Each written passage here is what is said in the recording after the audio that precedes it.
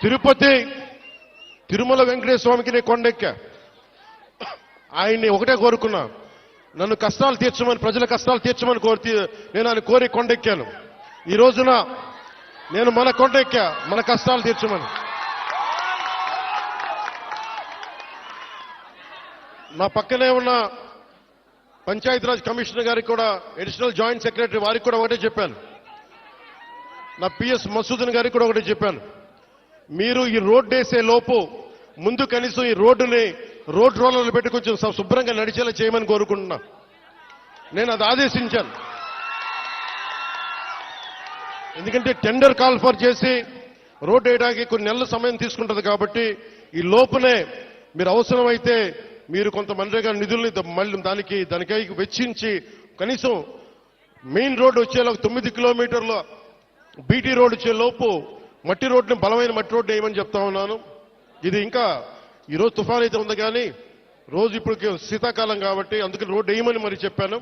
దాన్ని కూడా నేనే దగ్గరుండి ఉప ముఖ్యమంత్రి పేషి నుంచి నేనే దీన్ని పర్యవేక్షిస్తాను.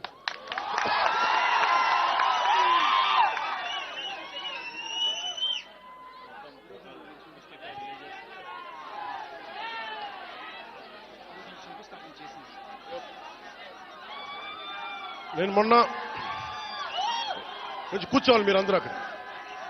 మొన్న ముఖ్యమంత్రి గారితో గౌరవ ముఖ్యమంత్రి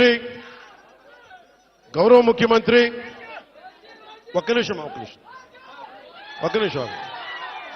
గౌరవ ముఖ్యమంత్రి శ్రీ చంద్రబాబు నాయుడు గారి ఆఫీస్కి వెళ్ళి ఆయన పేషీకి వెళ్ళి ఒకటి తెలియజేశాను.